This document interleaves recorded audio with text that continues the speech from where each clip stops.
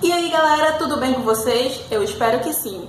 Meu nome é Eduarda Canuto, sou professora de Sociologia e hoje a gente está trazendo aqui uma aula muito interessante que é a formação sociocultural brasileira. Essa aula ela se assimila um pouco às aulas de História, quando a História vai tratar sobre Brasil Colônia e Brasil República, aquela parte da escravidão e tudo mais.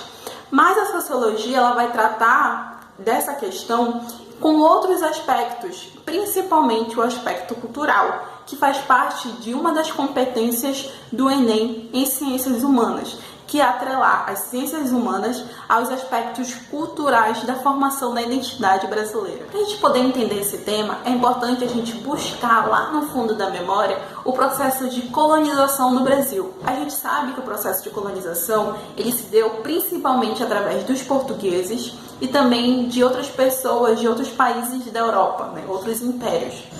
Qual era a principal atitude dos europeus? Era buscar recursos minerais e recursos naturais. Quando eles chegam no Brasil, não encontram um território sozinho e abandonado.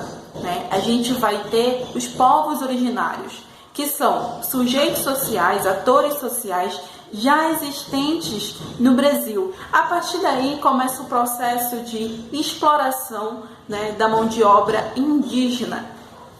E depois a exploração da mão de obra africana, que é quando os navios negreiros começam a trazer povos de diversas partes do continente africano para o Brasil.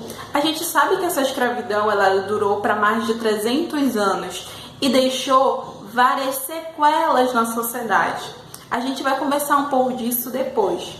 Mas o que eu quero botar aqui para vocês é que a partir desse contato de diversos povos, dos povos originários, dos povos africanos, dos povos europeus, o Brasil ele vai ser constituído de uma cultura híbrida, ou seja, uma cultura que ela vem de uma mistura e uma adaptação de várias outras. Então, o Brasil ele vai passar por um processo de aculturação, que seria o processo de misturar várias culturas, fazendo apenas uma, ou não tendo nenhuma e tendo várias culturas atrelaçadas umas às outras.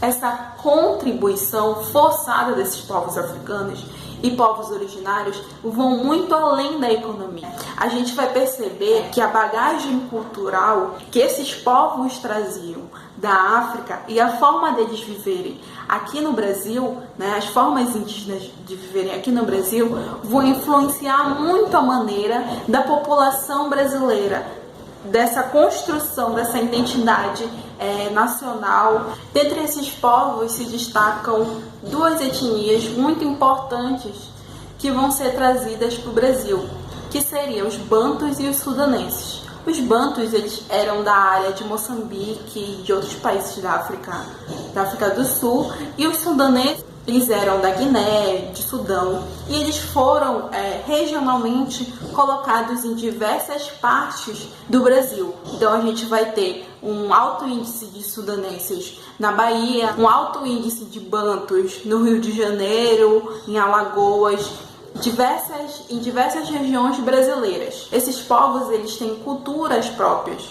Eles têm costumes e valores únicos, singulares e também plurais. Isso vai ficar evidente quando esses povos vão contribuir muito para a nossa identidade brasileira. A bagagem cultural que os povos africanos e os povos originários vão trazer para a gente é muito grande. Eu tenho vários costumes, por exemplo, deitar em rede, comer manga, no Maranhão, comer muito arroz, na Bahia, comer muito dendê. Isso tudo é porque há uma influência regional muito forte da África e da população indígena na nossa socialização, no nosso ensinamento cultural. Então, e no Maranhão eles comem muito arroz porque o povo da Guiné tinha a cultura do arroz. E o povo da Guiné, ele tinha uma grande camada da sua população no Maranhão. Essas populações, elas vão fazer várias adaptações, tanto na questão da língua, na questão alimentar, quanto na questão religiosa. A gente vai ter, por exemplo, o sincretismo religioso, que seria a mistura de uma religião mais católica com outro tipo de religião, que seria a religião de matrizes africanas, né? Por exemplo, a gente vai ter a Umbanda, que é a mistura dessas duas religiões. É interessante a gente lembrar que essas práticas culturais dos povos africanos, dos povos originários, elas eram proibidas até 1930. Só na lei do Estado Novo, com Getúlio Vargas, as coisas elas mudam um pouco. Depois, em 2003, a gente tem a primeira lei que obriga as escolas de educação básica a lecionarem história indígena e africana para todos os seus alunos.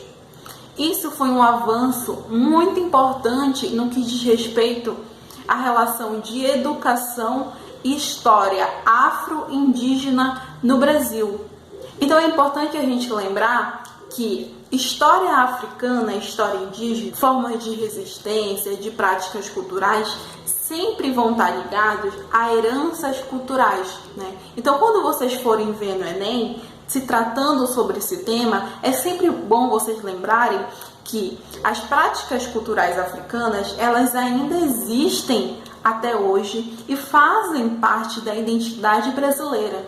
Isso fica evidente quando a gente vai ter vários aspectos culturais da nossa vida social com influência afro-brasileira e afro-indígena.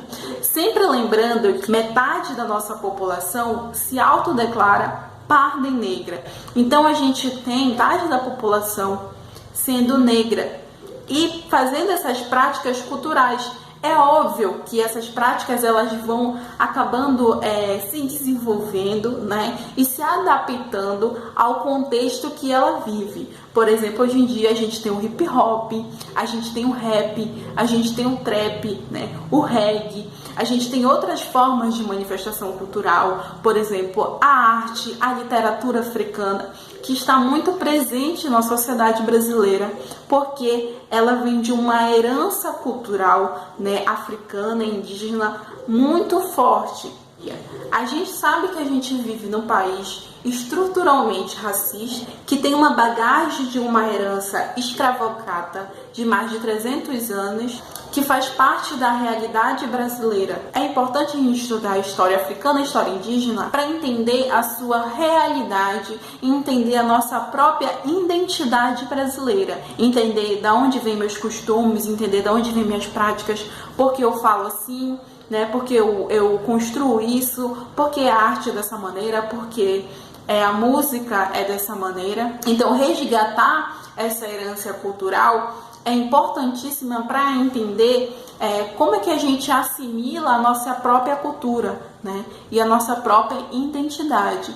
E entender também que o racismo estrutural ele é uma realidade brasileira.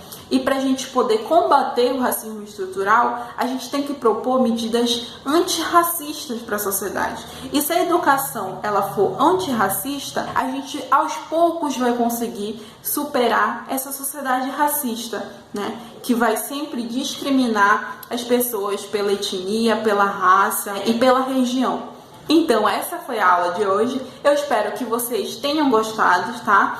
Façam o exercício, estudem mais a história africana, a história indígena, que só tem a contribuir para a vida de vocês. E é isso, gente. Tchau!